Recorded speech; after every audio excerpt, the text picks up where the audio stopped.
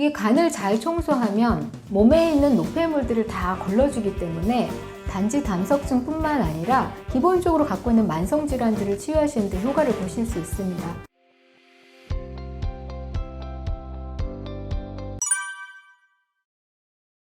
자, 이제 담석증으로 수술을 하셨다거나 시술 받으시는 분들이 많은데요. 간 옆에 이게 췌장이 있죠? 여기가 콕콕 쑤시거나 통증이 있어서 병원에 갔더니 담석이 있다더라. 담도에 돌이 막혀서 이걸 이제 제거해야 된다. 잘라내야 된다. 이렇게 이유는 설명 안 해주고 그냥 수술 날짜부터 잡아주는 그런 분들도 많습니다.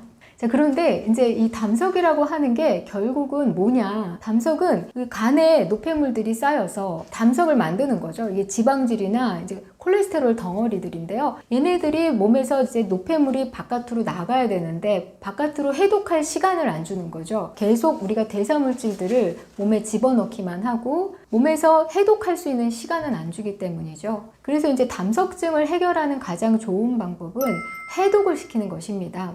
물론 양방적인 접근법하고는 굉장히 다르기 때문에 이거를 일반화시켜서 모든 사람에게 추천한다 라고 말씀드리기는 어렵겠지만 임상적으로 제가 추천을 해서 간 청소를 하시고 담석을 제거하신 분들이 많았습니다. 그리고 이 간 청소법이 생각보다 어렵지 않고요. 또 쉽게 눈으로 이 담석을 확인할 수 있기 때문에 일단 한번 해보실 것을 추천드리고 싶은데요. 담석이 있다고 해서 무조건 다 간 청소를 해야 된다 이거는 아니고요. 담석의 위치나 또 상태에 따라서 어쩔 수 없이 수술을 해야 되는 경우도 있으니까 간 청소를 하시기 전에 어떤 단계인지 한번 점검해 보시는 것이 중요합니다. 그런데 특별히 위급한 상황이 아니라면 간 청소를 통해서 담석이 제거되는 경우가 많은데요. 방법은 아주 간단합니다. 자, 담석이라고 하는 게 콜레스테롤 덩어리고 노폐물 덩어리라고 그랬잖아요. 이것이 이제 딱딱하게 굳어져서 눈에 보일 수 있을 정도의 돌멩이가 형태가 된 것이 담석입니다. 사실 우리 몸의 담석뿐만 아니라 뭐 신장 결석이라든지 요로결석이라든지 몸에 이런 돌멩이들이 문제가 되는 경우가 많죠. 몸에 돌을 뚫는 그런 작전이 필요한데 이 몸의 돌을 부드럽게 만들어주는 그런 식사법이 필요합니다. 그래서 그 솔루션으로 선택된 식품이 있는데 바로 사과입니다. 사과의 이 성분은요, 몸에 있는 그 돌들을 부드럽게 녹여주는 작용을 합니다. 그래서 일주일 정도의 그 사과를 농축적으로 먹는 솔루션이 필요한데요. 사실은 고기를 막 먹고 동물성으로 막 식사를 하시던 분이 갑자기 사과 주스를 먹는다고 해서 금방 좋아지는 건 아닙니다. 그래서 간 청소를 정말 하시고 싶으시다면 채식 위주로 한 2주 정도는 식사를 해 보셔야 됩니다. 그래서 변도 어느 정도 잘 보고 어느 정도 건강이 조금 컨디션이 괜찮았다. 이럴 때 이제 간 청소를 하시면 더 좋습니다. 물론 그러지 않은 경우에도 효과를 보시지만 뭐든지 급격하게 하는 거는 좀 위험하다 말씀드릴 수 있고요. 그래서 어느 정도 2주 정도 식사를 채식 위주로 하시다가 몸이 거기에 대해서 좀 반응을 하고 좋아진다. 이럴 때는 일주일 정도의 시간이 필요한데요. 5일 정도는 사과 식초를 물에 희석을 하셔서 사과 식초가 천연 식초입니다. 양조 식초가 아닙니다. 사과 식초를 유기농으로 선택을 하시기를 바라고요. 사과 식초를 물에 희석을 하시는데 100ml 정도의 사과 식초를 900ml에 희석을 하시면 1리터가 되겠죠. 조금 넘쳐도 됩니다. 그래서 저는 조금 독해서 물을 좀 더 섞었어요. 그래서 1리터에서 1100ml 정도의 이제 사과 주스, 사과 식초 액을 만드시는 겁니다. 그거를 하루에 조금씩 나눠 드시는 걸 5일 동안 합니다. 이 5일 동안의 식사법은 아침에 디톡스 티, 제가 알려드린 디톡스 티를 드시고 섬유질이 풍부한 고구마나 단호박이나 채소찜과 같은 식사를 위주로 하시면 좋고요. 또 만약에 조금 더 여유가 있으시다 그러면 채소 스무디 또는 뭐 보통 우리가 해독 주스라고 하는 레시피들이 있잖아요. 그래서 토마토, 브로콜리, 바나나, 양파, 사과들을 같이 갈아서 그걸 루틴하게 하루 2번 정도 식사하시면 굉장히 좋습니다. 그리고 만약에 그렇게 여유력이 안 된다 그러면 보통 식사를 하시는데 현미밥에다가 쌈채소, 된장국, 미역국 이런 식사를 하시고 너무 짜거나 자극적인 건 드시지 않는 게 좋겠죠. 또 가공식품이나 튀김 음식을 드시면 안 좋고요. 또 주의하셔야 될 게 기름입니다. 그래서 기름진 음식을 많이 안 드시는 것도 좋지만 또한 식물성 기름이라고 해도 많이 드시면 안 됩니다. 그래서 견과류도 하루에 한 줌 이상을 드시지 않아야 되고요. 이 양을 꼭 지키셔야 됩니다. 그렇게 해서 5일간 반복해서 식사를 합니다. 그럼 5일 동안 변이 좀 잘 나오겠죠? 근데 변이 이렇게 나왔다 안 나왔다 이런 분들이 있다면 마그밀이라는 게 있어요. 이 마그밀이라는 거를 적정량 정도 드시면 뭐 부작용도 없고 변을 보는데 도움이 되는데, 이게 너무 좀 습관이 된다 이러면 안 좋습니다. 그래서 마그밀을 이 디톡스 기간에 간 청소 일주일 동안은 하루에 3알 정도를 드실 수 있습니다. 근데 저의 경우는 변에 평소에 문제가 없었기 때문에 따로 먹지 않았습니다.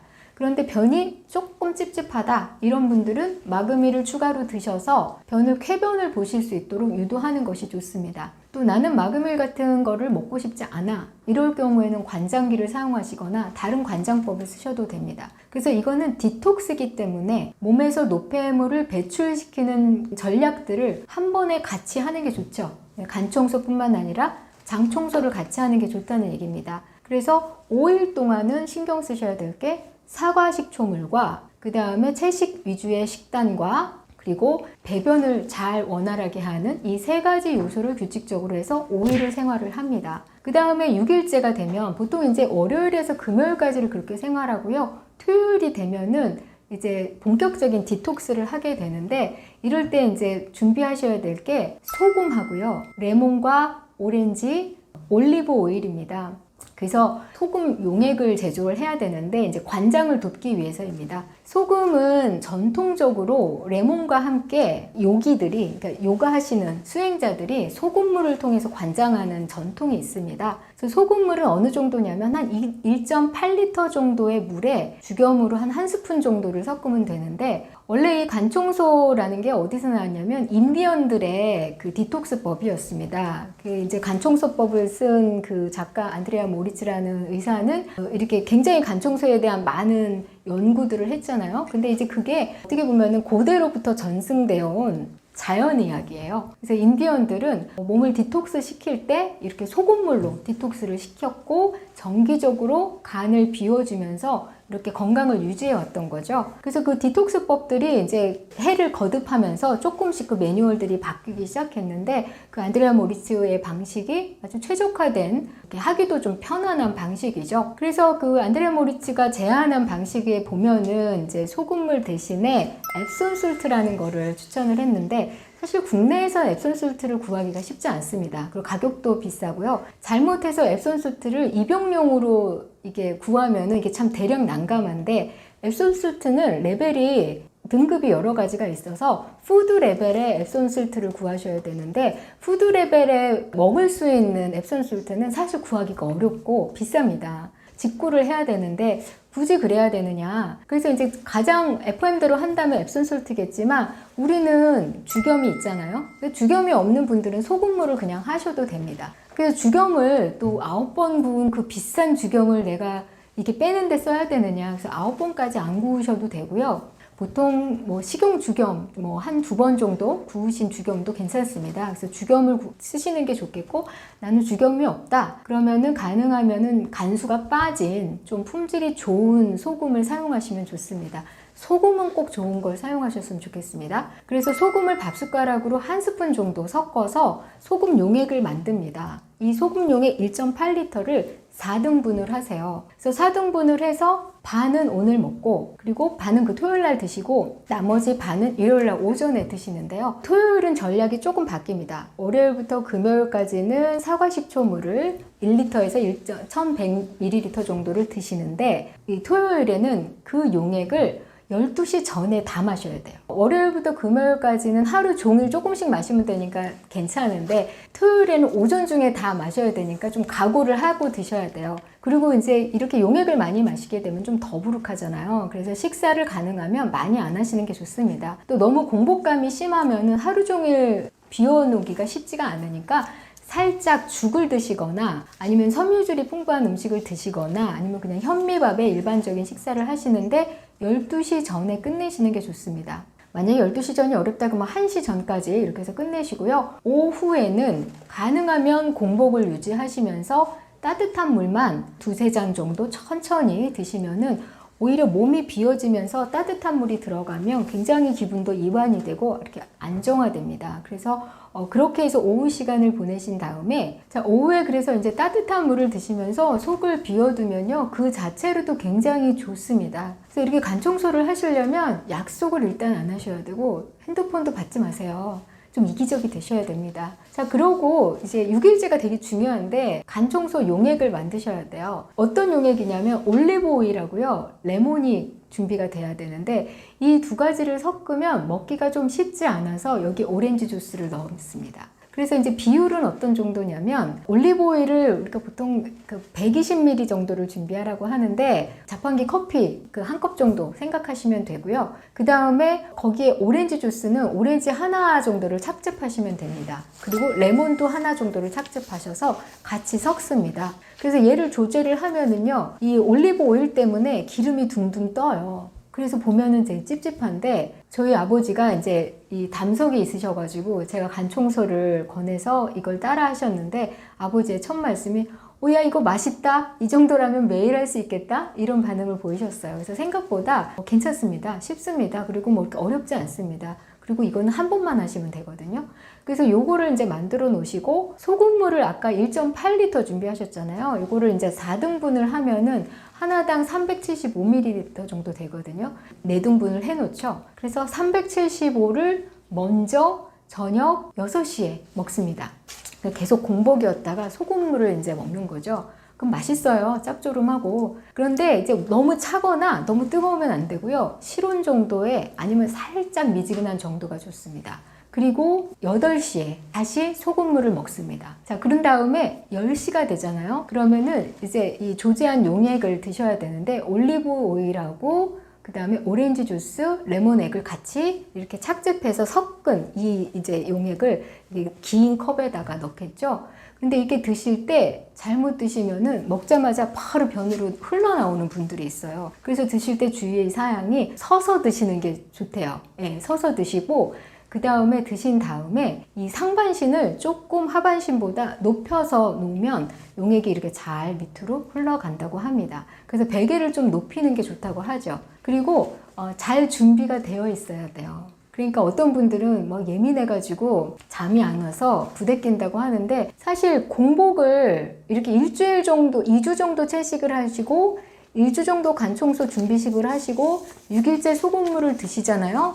그럼 잠이 잘 와요. 희한하게 잠이 잘 와요. 걱정 안 하셔도 돼요. 그래서 6일째 저녁 10시에 만들어 놓으신 올리브 오일에다가 오렌지 주스와 레몬을 같이 착즙한 그 용액을 한 번에 서서 들이키고 바로 얌전하게 침대에 누우셔서 상반신을 약간 높인 채로 한 20분 정도의 시간을 기다리시면 이게 안정화가 됩니다. 그러면 이제 그때 그냥 주무시면 돼요. 그리고 그 다음날 아침에 6시에 다시 기상을 하겠죠? 그런데 6시에는 아무것도 안 드셔도 되고요. 8시쯤에 나머지 소금물을 4분의 1을 또 드십니다. 375ml. 그리고 10시에 한 번 더 375ml를 드십니다.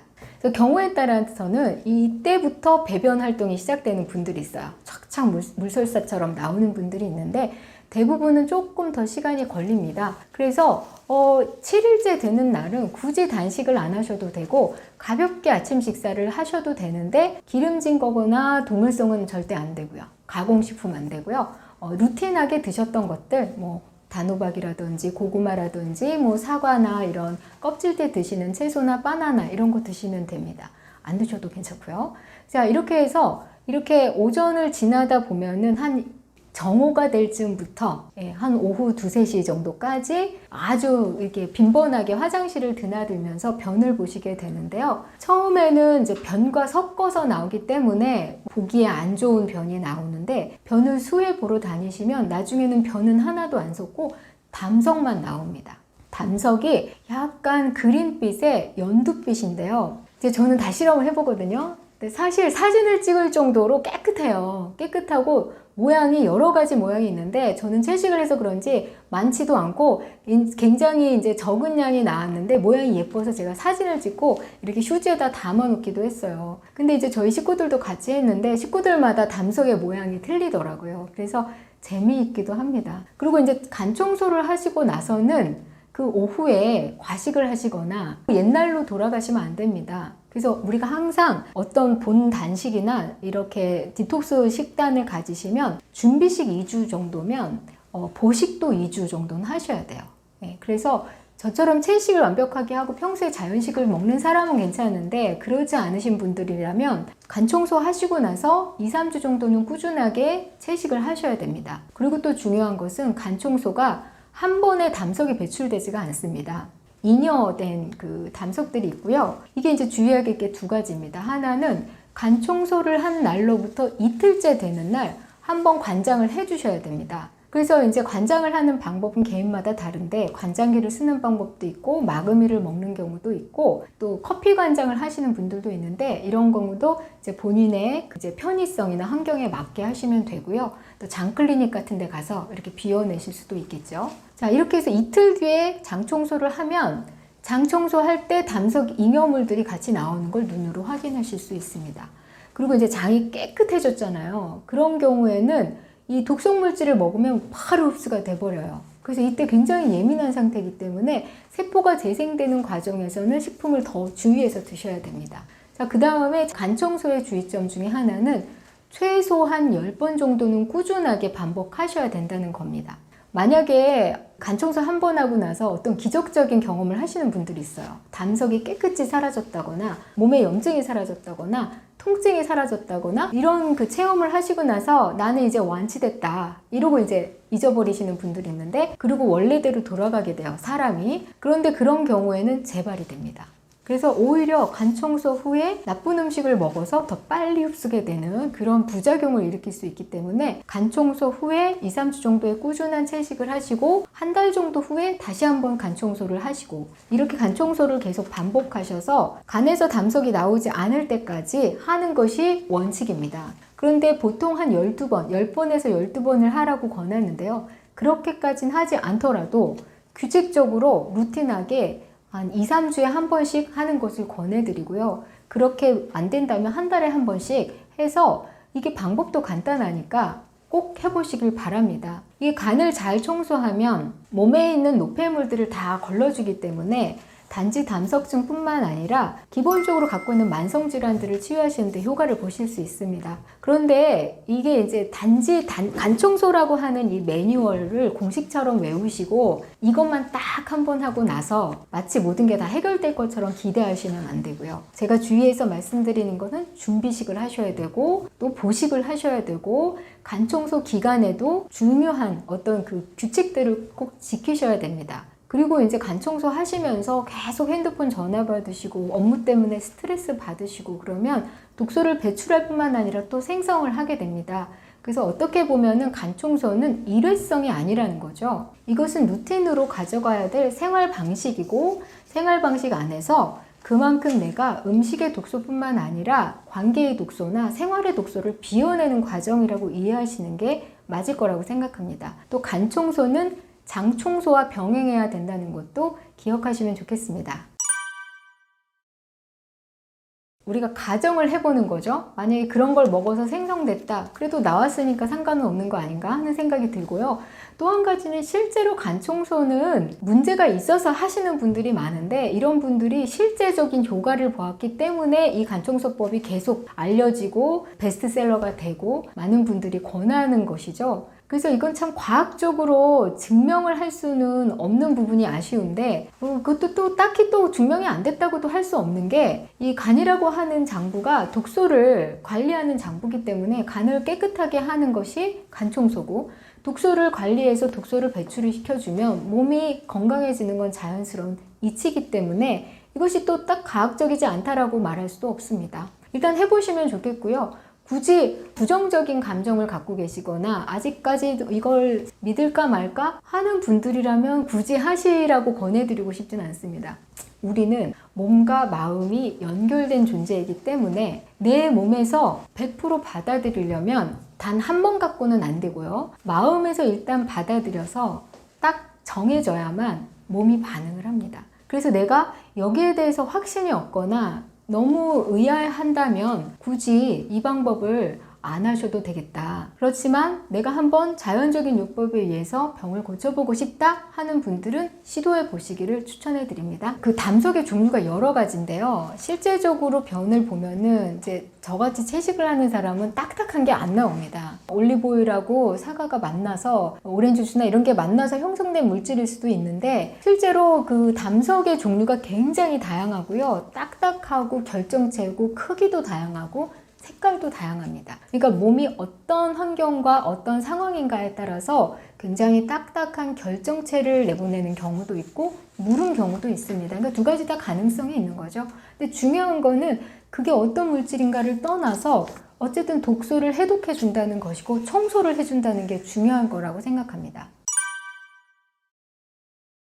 간경화의 상태에 따라서 좀 다른데요. 일단 간경화라고 하는 게 간에 기름기가 껴서 생기는 질병이기 때문에 사실은 원리적으로 봤을 때 간경화 환자분들한테 가장 필요한 것이 간 청소입니다. 그런데 만약에 이제 간경화의 상태가 굉장히 이제 그 면역력이 떨어져 있고 기력이 떨어져 있다. 이럴 때는 좋은 간 청소가 오히려 몸을 더 약하게 만들 수도 있다고 봅니다. 그래서 간경화 환자도 아주 뭐 좋다 나쁘다의 이분법이 아니라 내가 감당할 수 있을 정도의 상태냐를 가늠해 보시는 게 좋겠고요. 이게 굉장히 체력 소모가 많거나 아주 다이나믹한 어떤 변화가 있는 건 아닙니다. 다만 간에서 찌꺼기들이 배출되는 과정이 다이나믹한 것이지 이것을 실천하는 과정은 생각보다 쉽고 아주 편리합니다. 그래서 그렇게 걱정은 안 하셔도 된다고 생각합니다.